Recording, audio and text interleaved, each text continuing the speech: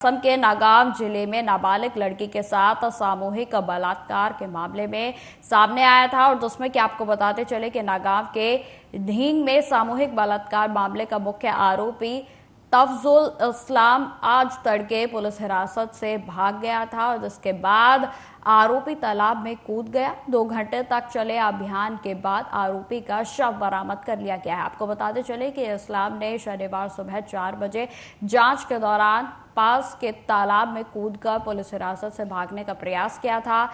Police उसे आगे की पूछताछ के लिए अपराध स्थल पर ले गई थी और तभी उसने भागने का प्रयास किया और आपको बताते चले कि पुलिस ने उसके डूबने की आशंका के चलते तुरंत तलाशी अभियान भी शुरू कर दिया था और जिसमें 2 घंटे के बाद बचाव दल ने पानी से इस्लाम का शव बरामद कर लिया है। वहीं आपको यह भी बताते चले कि सामूहिक बलात्कार मामले की जांच के बाद यह पता चला था कि इस्लाम शामिल तीसरा मेन आरोपी है और उसे शुक्रवार को ही गिरफ्तार कर लिया गया था। और वही मामले पर एसपी नागांव स्वपन नील डेंका ने जानकारी देते हुए बताया कि पुलिस ने इस मामले में पहले भी उसे गिरफ्तार किया था जब पुलिस की एक टीम उसे जांच के लिए कल रात घटनास्थल पर ले जा रही थी तो मुख्य आरोपी ने भागने की कोशिश की और जिसके बाद घटनास्थल के पास स्थित एक तालाब में वह कूद गया था और जिसके बाद हमारे पुलिसकर्मी तलाशी अभियान में लगे हुए थे और एसडीआरएफ की टीम मदद में हमने आज सुबह तालाब से उसका शव बरामद कर लिया है।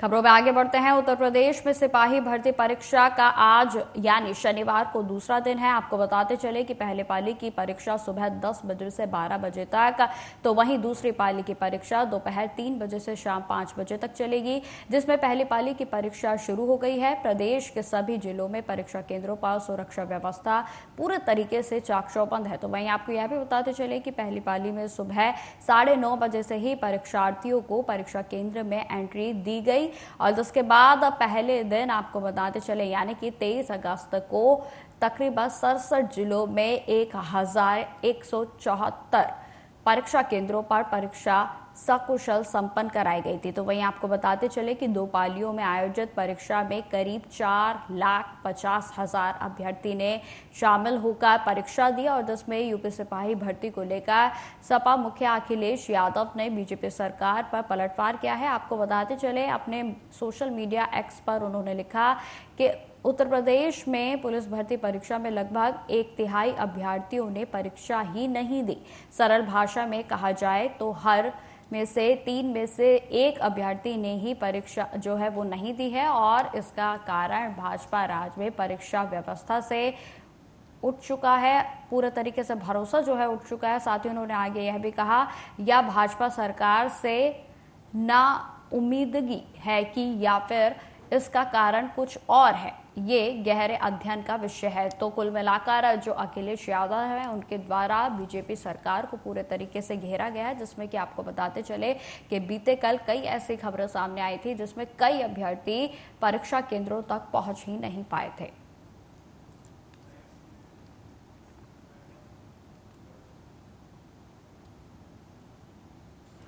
उत्तर प्रदेश के लखीमपुर खीरी में रोडवेज के बस में धक्का लगवाकर बस को स्टार्ट करवाते हुए दूरदराज के क्षेत्रों से पुलिस कांस्टेबल भर्ती परीक्षा देने आए अभ्यर्थियों का वीडियो अब सोशल मीडिया पर जमकर वायरल हो रहा है।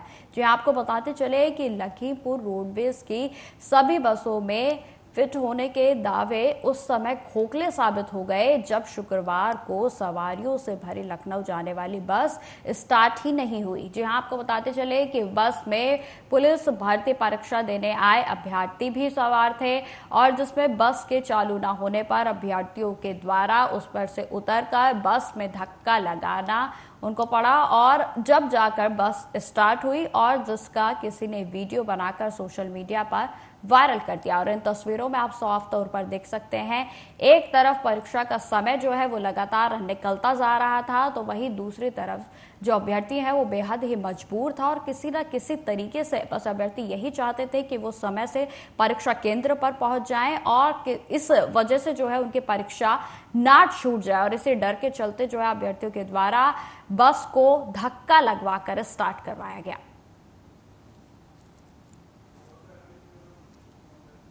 जिस तरीके से आपको बताते चले कि बीते कल से पुलिस कांस्टेबल भर्ती परीक्षा 2024 का आगाज हो गया है और जिसमें 5 दिनों तक यह परीक्षा जो है वो होने वाली है, जिसमें 23 अगस्त, 24 अगस्त, 25 अगस्त और इसके बाद 30 और 31 अगस्त को ये परीक्षा जो है वो दी जाएगी। और जिसमें आपको बताते चले कि आज 24 अगस्त को परीक्षा का दूसरा दिन है और जिसमें कि पहले पाली की परीक्षा 10 बजे से 12 बजे तक के लिए शुरुआत हो चुकी है उसकी और वो लगातार जारी है। और जिसमें आपको बताते चले कि सुबह से ही जो अभ्यर्थी थे वो लगातार परीक्षा केंद्रों पर पहुंच रहे थे और 9:30 बजे से ही सेंटर्स पर जो परीक्षार्थी हैं और जो भी अभ्यर्थी थे उनको एंट्री भी जो है उनकी शुरू कर दी गई थी। वहीं आपको बताते चले कि बीते कल के आंकड़ों की बात की जाए तो तकरीबन कई, जैसे कि अगर बात की जाए अखिलेश यादव के द्वारा बताए गए आंकड़े के अनुसार 1/3 बच्चों के द्वारा,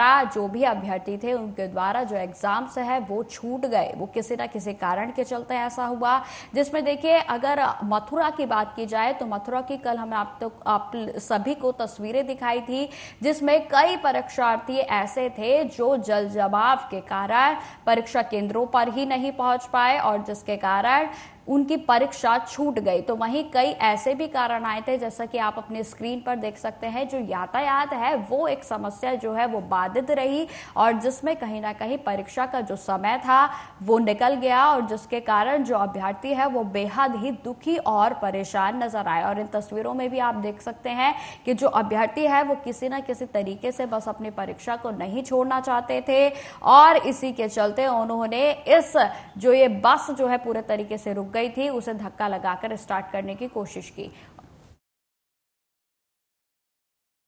पर अधिक जानकारी के साथ लखीमपुर खीरी से हमारे संवाददाता महेंद्र जी जुड़ गए हैं। तो महेंद्र जी, जिस तरीके से लगातार परीक्षा भर्ती की जो परीक्षा है वो जारी है और जिसका आज दूसरा दिन है, वहीं अगर पहले दिन की बात की जाए तो वीडियो इस समय बहुत तेजी से सोशल मीडिया पे वायरल हो रहा है, क्या कुछ अपडेट है इसको लेकर? काफी मुसीबतों का सामना भी करना पड़ा। कुछ जगह से ऐसी भी खबरें आई हैं कि परीक्षार्थियों को रात में रुकने की व्यवस्था अच्छी नहीं दिखी जी। इधर उधर सब भागते रहे, रुकने का उचित स्थान उन्हें नहीं मिला, इसलिए थोड़ा सा उन्हें दिक्कतों का सामना करना पड़ा। और रही बात अगर बस में धक्के की बात की जाए, जिसका वीडियो वायरल हो रहा है, तो उसमें कुछ विद्यार्थी जिनको जाना था, शायद बस देरी कर रही थी स्टार्ट होने में, तो इसलिए धक्का लगाने के लिए उनको उतरना पड़ा। उन्होंने धक्का लगाया और उस पुलिस इम्तिहान से पहले उन्होंने बस को स्टार्ट करने का इम्तिहान भी दिया है। बिल्कुल महेंद्र जी, ये जो तस्वीरें सामने आई हैं कहीं ना कहीं जो उत्तर प्रदेश की रोडवेज बस है वो उनकी पोल खोल रही है, क्योंकि सरकार बेहद चाहे लाख दावे करे कि जो रोडवेज की बसें हैं वो पूरे तरीके से फुल एंड फिट फाइन है, लेकिन ये जो तस्वीरें हैं वो कहीं ना कहीं बेहद ही परेशान करने वाली हैं और खासतौर पर अभी अभ्यर्थियों की बात की जाए तो उनके लिए बेहद ही चिंता का विषय। महेंद्र जी जी, बेहद चिंता का विषय तो है, क्योंकि अभ्यर्थी बहुत दूर दराज से आते हैं, उन्हें किसी नए शहर के बारे में जानकारी नहीं होती है और उनको रात भर, हालांकि प्रशासन द्वारा कई नंबर्स भी प्रोवाइड किए जाते हैं जिन पर पूछताछ करके विद्यार्थी सब जान सकते हैं, लेकिन शायद कहीं ना कहीं कुछ खामियां रही होगी जिसके चलते उनके साथ ऐसा हो रहा है, उन्हें इन मुसीबतों का सामना करना पड़ रहा है। बिल्कुल महेंद्र जी, यदि आज की बात की जाए तो आज लखीमपुर खीरी में कितने सेंटर्स पर एग्जाम हो रहा है, क्योंकि पहली पाली की परीक्षा जो है वो 10 बजे से शुरू हो चुकी है, तो आज जो है वो किस तरीके की तस्वीरें देखने को मिल रही हैं? देखिए, विद्यार्थी को उनका एक एम रहता है परीक्षा देने का, उनको किसी मुसीबत के साथ, मुसीबत का सामना करते हुए उनको परीक्षा देना उनका एम रहता है। वो अपने जद्दोजहद के साथ उस साधन से जाने का भी प्रयास करते हैं और उचित समय पर पहुंचने का परीक्षा स्थल पर प्रयास करते हैं। ठीक है महेंद्र जी, तमाम जानकारी के लिए आपका बहुत बहुत धन्यवाद। तो ये जो तस्वीरें हम आपको दिखा रहे थे लखीमपुर खीरी की है, जहां पर अभ्यर्थी जो है वो लगातार एग्जाम सेंटर्स पर पहुंचने के लिए वो किसी भी तरीके से देरी नहीं चाहते हैं, लेकिन इस तरीके की जब तस्वीरें सामने आती हैं तो ये कहीं ना कहीं जो अभ्यर्थी हैं उनके लिए चिंता का विषय बन जाती हैं।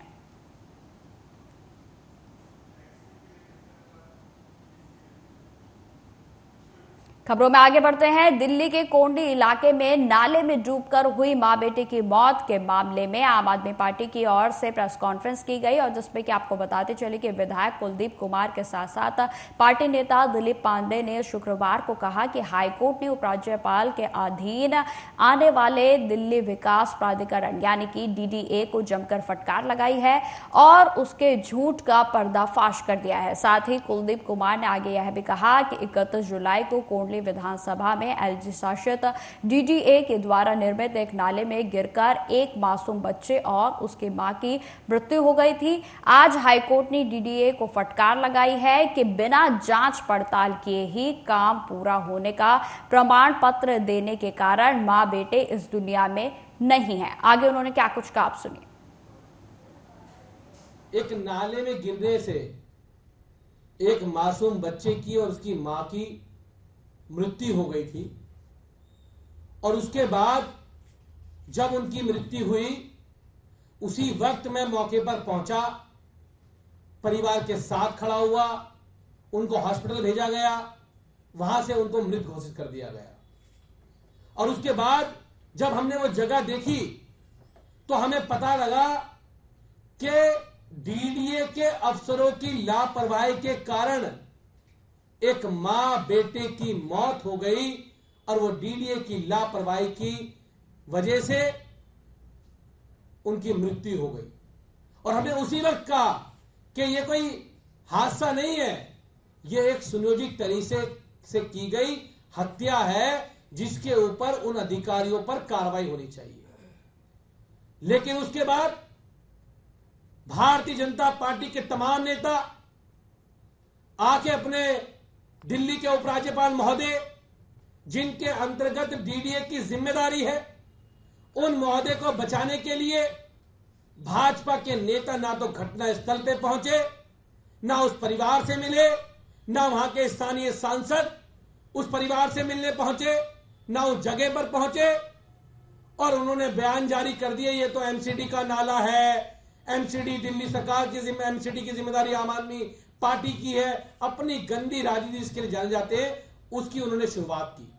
लेकिन हमने उसके अगले दिन उसी स्थान पर जाकर प्रोटेस्ट किया और हमने कहा उस परिवार को इंसाफ मिलना चाहिए, उस मां बेटे को इंसाफ मिलना चाहिए जो अधिकारियों की लापरवाही के कारण मृत्यु जिनकी हो गई, उनको इंसाफ मिलना चाहिए, उनको मुआवजा मिलना चाहिए। लेकिन LG साहब को बचाने के लिए भारतीय जनता पार्टी के लोग ये भूल गए, उन मां बेटे की मौत तो भूल गए और वहां से रफा दफा हो लिए। लेकिन आज मैं आपके सामने बताने आया हूं कि हमने जो बात उस समय कही थी कि ये लापरवाही DDA की है, ये नाला DDA बना रहा था। LG साहब, LG ऑफिस ने भी बहुत सारे ट्वीट किए, बहुत मीडिया में खबरें प्लांट कराई कि MCD का नाला है, इसका नाला है, उसका नाला है।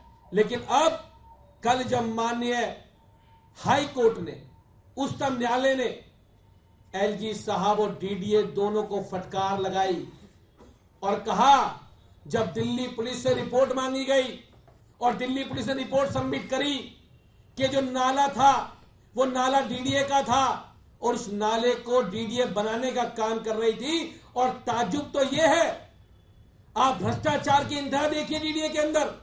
और DDA फिर याद दिला रहा हूं, DDA वो विभाग है जो सीधे तौर पर दिल्ली के उपराज्यपाल महोदय के अंतर्गत आता है। DDA ने उस नाले की एक हफ्ते पहले उस इंसिडेंट से कंप्लीशन सर्टिफिकेट, जिसको CC कहते हैं, बिना किसी इंस्पेक्शन के, ये मैं नहीं कह रहा हूं, ये माननीय सुप्रीम कोर्ट ने जो कहा है, हाई कोर्ट ने जो कहा है, उनके ऑर्डर की बात बता रहा हूं।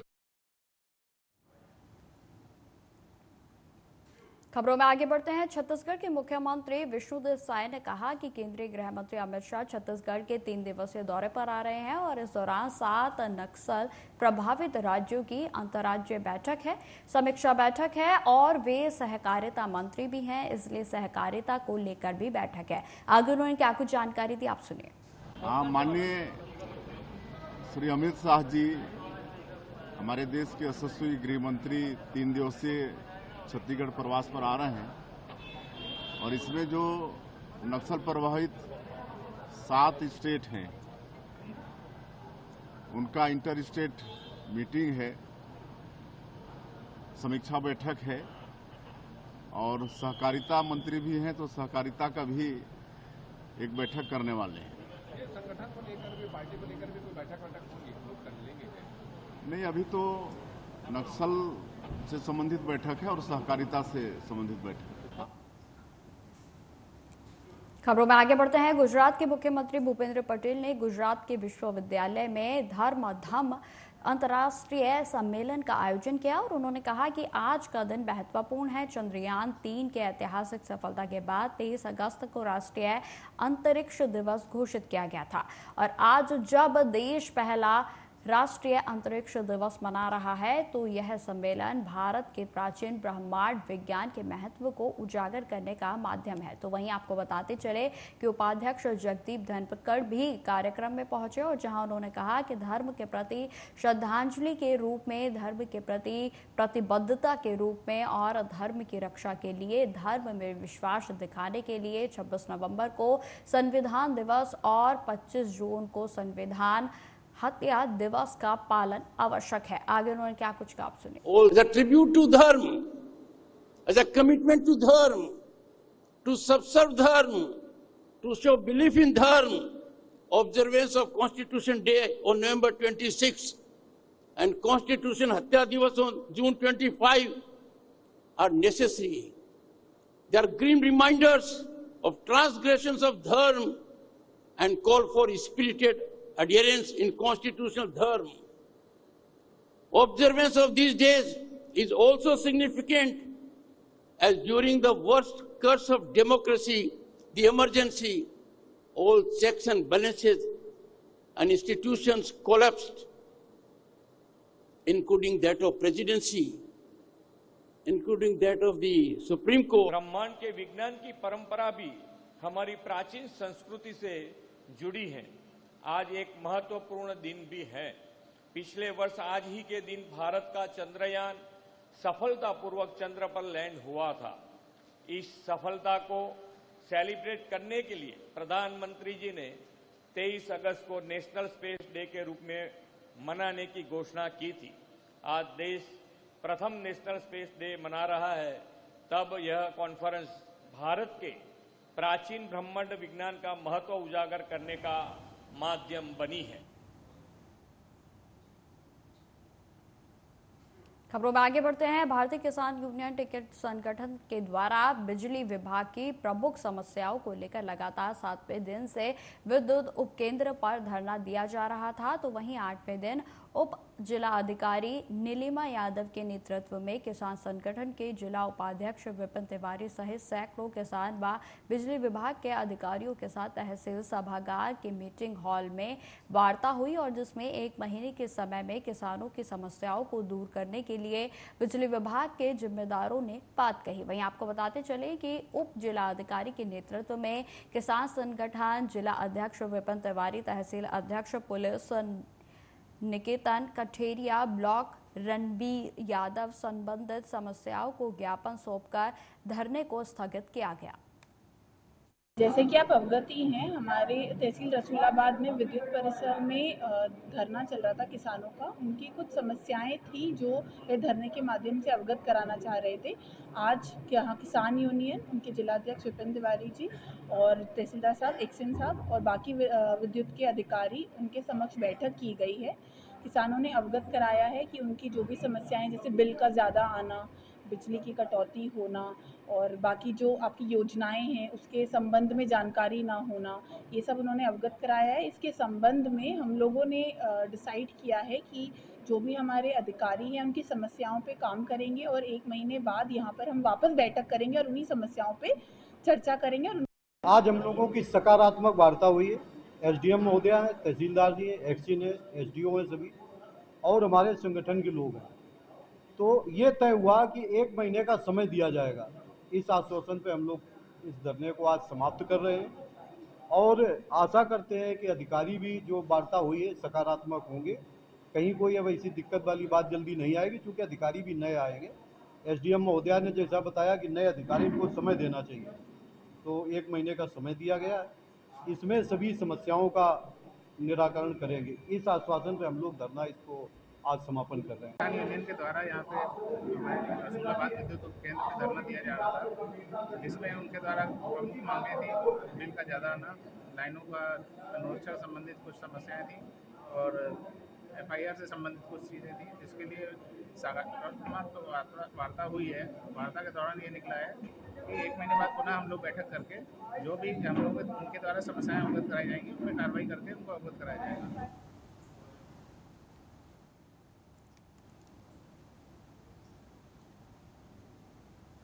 तो फिलहाल इस बुलेटिन में इतना ही। देश दुनिया की तमाम खबरों की जानकारी के लिए बने रहे हमारे साथ। नमस्कार।